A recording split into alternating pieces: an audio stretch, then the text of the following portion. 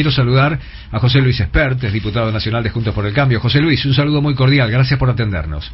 Hola, ¿qué tal? Muy buen día, gran saludo para ustedes y los oyentes. Gracias, José Luis. Vamos a ver, primero, ¿qué charla amena y afectuosa que tuvieron el otro día con Javier Milei en el Congreso? Si no es meternos en indiscreciones, ¿se puede saber el contenido? Sí, cómo no, fue una charla realmente muy natural, muy linda. Yo fui a saludarlo a Javier después que fue proclamado por la Asamblea Legislativa como presidente. Le deseé lo mejor, lo felicité por el logro extraordinario. Pensemos que Javier hace 2 años que ingresó en política.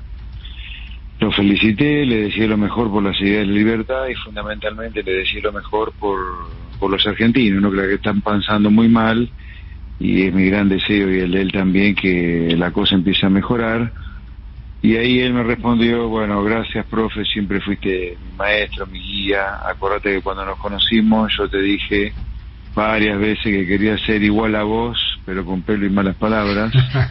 y acordate que también te dije, cuando empecé a militar con vos, que lo que vos comenzaste en 2019, por mi candidatura presidencial de 2019, bien liberal, esto va a explotar algún día. Eso que empezó chiquitito, con 1,5 en 2019 de votos, él me decía que iba a explotar, y fue así, porque en el 21 él fue tercero en Capital y yo fui tercero en la provincia de Buenos Aires. Imaginemos un liberalismo saliendo tercero en la provincia de Buenos Aires o tercero en Capital Federal, cuando Javier tenía 6 meses de político, y ahora a 4 años de haber empezado el 19, él es presidente, así que la verdad que lo recordábamos con mucho cariño a todos esos avatares. Esa fue la charla que tuvimos. Bueno, José Luis, ¿cómo ve los primeros movimientos, que la verdad son de rush contra reloj para la conformación del gabinete, y sobre todo la arquitectura legislativa que se va a necesitar para llevar adelante estas iniciativas?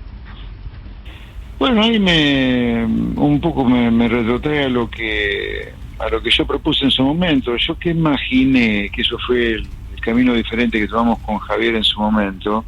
Yo ya había hecho en el 19 mi experiencia a solas, la volví a hacer en el 21 a solas, y la primera era mi segunda experiencia a solas. Ya la tercera dije voy a hacerla en un espacio más grande para ganar el músculo político que no tuve en el 21, en el 19 y en el 21. Y Javier fue solo en el 21, bueno, porque recién empezaba, así como yo hice en 2019, ¿no?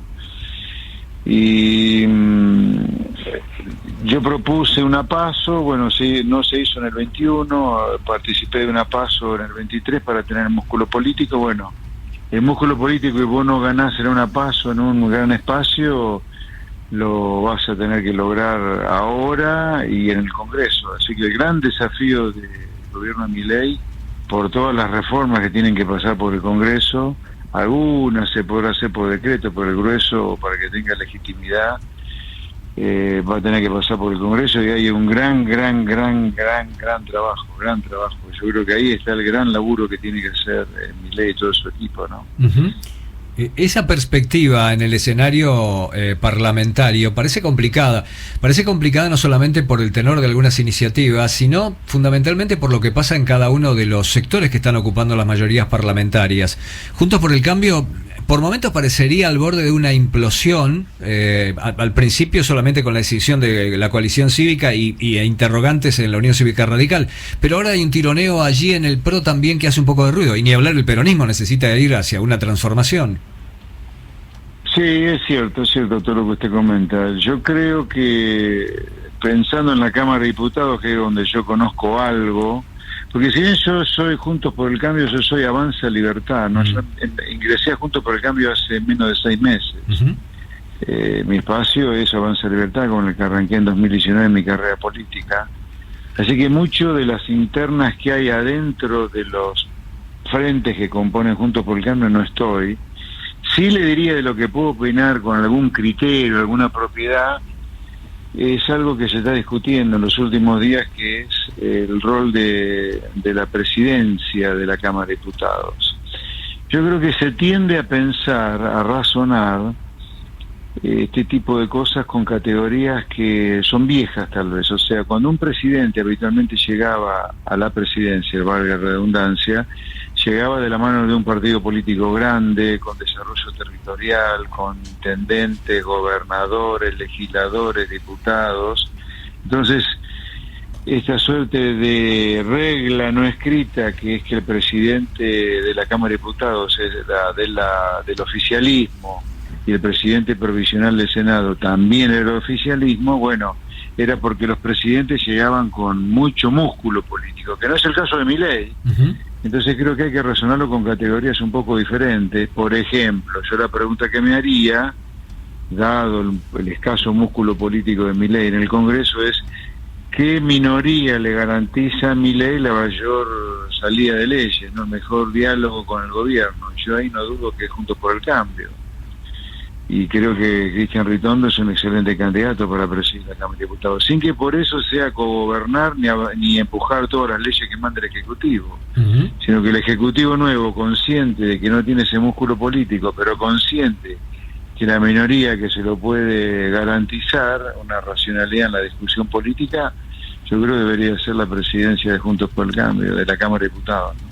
¿Ve usted al peronismo en algún proceso, aunque sea incipiente o mínimo, de transformación en alguna dirección determinada, o ve al peronismo en la barricada pensando cuántas toneladas de piedra va a tirar?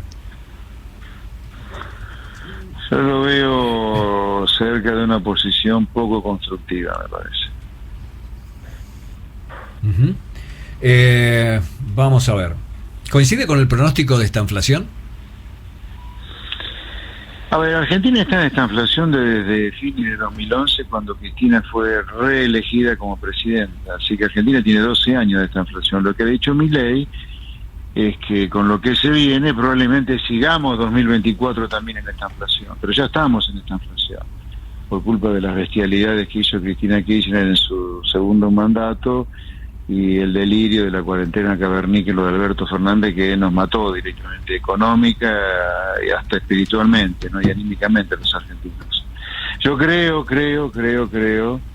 que para que la ilusión que tiene la gente sobre este nuevo gobierno, que ha insistido tanto en que la política va a ser la que va a pagar gran parte del ajuste, eso se lleve a cabo. Para ponerle sustancia a esta frase, que la política pague el ajuste, ¿qué significa que la política pague el ajuste, o que el grueso del ajuste lo pague la política? Significaría, por ejemplo, que los 500.000 en realidad, los 500.000 ñoquis que hay ocupando puestos en los estados provinciales y municipales sean despedidos. Un ñoqui es un tipo que está ocupando en el Estado y le está robando la plata al buen empleado público, al maestro, al enfermero, al policía, al gendarme, y le está robando la plata también al contribuyente. Un ñoqui es un ladrón, por lo tanto hay que despedirlo sin miramientos, pero hay que ir y dialogar con los gobernadores de provincia, que son los que tienen los ñoquis. Y ahora, esto es que la política pague el costo del ajuste. Otra parte que la política pague el costo del ajuste es el déficit de las empresas públicas, donde ahí hay mucho amiguismo con chavo de militantes y punteros políticos. Otra parte de que la política pague el ajuste es dejar de intermediar los planes sociales, sino que los planes sociales vayan directamente a los beneficiarios y que las organizaciones sociales desaparezcan como intermediarios de los planes. Otra parte del costo del ajuste que lo pague la política es la reducción de la cantidad de ministerios. Ahí tenemos lo que es la definición concreta de que la política pague el ajuste. Ahora, como verá, eso requiere de mucho músculo político, para lo cual se requieren de muchísimos acuerdos. Después, lamentablemente, los justos pagarán parte del ajuste, por ejemplo, en el caso de las tarifas de los servicios públicos. A la larga, los subsidios a las tarifas de los servicios públicos, hablo de energía y transporte, se van a tener que reducir a lo mínimo de las personas con bajísimos recursos. Pero el ajuste hay que hacerlo sí o sí. Bueno, ahí hay una definición de la doctora Diana Mondino que tal vez que está en línea con lo que usted dice. Tal vez si se bajan determinados impuestos, se puede hacer un poquito más digerible el aumento que necesariamente va a venir por el lado de tarifas y demás.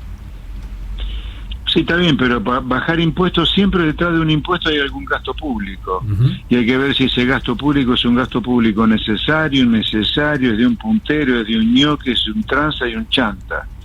con las bajas de impuestos hay que tener cuidado, porque es muy lindo hablar de baja de impuestos y nadie me va a decir a mí, como liberal de toda la vida, los pocos impuestos que yo quisiera que la gente pague.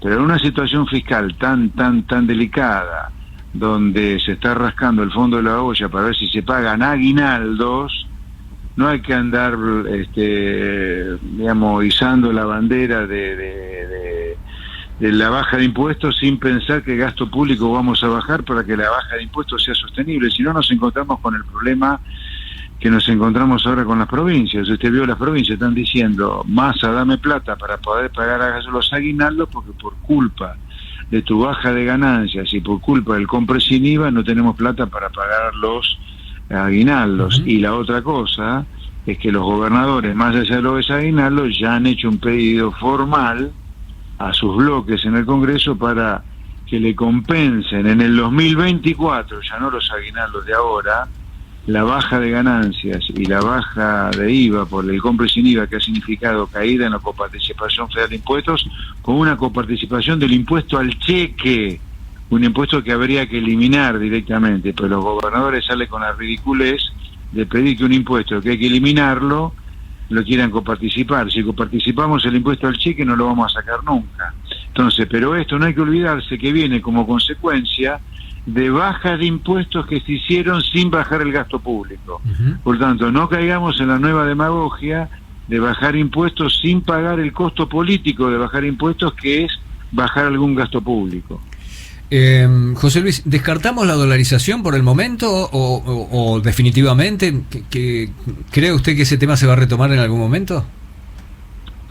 A ver, si se va a retomar no tengo la menor idea, pero yo siempre consideré la dolarización como algo imposible que se realice en el corto plazo, porque no hay los dólares para dolarizar, y desde el punto de vista conceptual me parece que no es algo que sea bueno para los países. Si no, todos los países tendrían la moneda de otro país. Sin embargo, el 99% de los países emiten su propia moneda. El problema no es el Banco Central. El problema es para qué usa la política el Banco Central, o para qué usa la sociedad el Banco Central. El Banco Central tiene que estar solo para proveer el dinero que la gente quiere tener en el bolsillo, no para financiar el desquicio de la política, el desquicio de los déficits fiscales. Para eso sí tiene que haber emisión cero para financiar la fiesta de la política. Entonces el problema no es tener Banco Central, el problema es para qué se lo usa.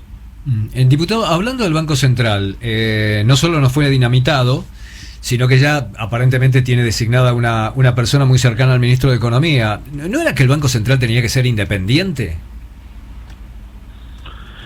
El Banco Central tiene que ser independiente. El Banco Central tiene que ser independiente. Ahora, estos conceptos son muy lindos, pero cuando vamos a la realidad, con un agujero fiscal como el que tiene la Argentina, gigantesco, con los mercados de deuda completamente cerrados, usted tiene que hacer lo que no ajuste del déficit fiscal, alguien lo va a tener que financiar. Entonces, vamos a tener un Banco Central independiente cuando el fisco esté realmente equilibrado. Hasta tanto, el concepto de Banco Central independiente será muy lindo concepto, pero un concepto difícil de realizar en la práctica. Para eso vamos a tener que tener déficit fiscal cero. Ojalá que eso ocurra rápidamente. Mientras tanto, lamentablemente va a ser difícil tener un Banco Central independiente. Entiendo, lo que pasa es que esa es una de las banderas con la que se ganó una elección, ¿no?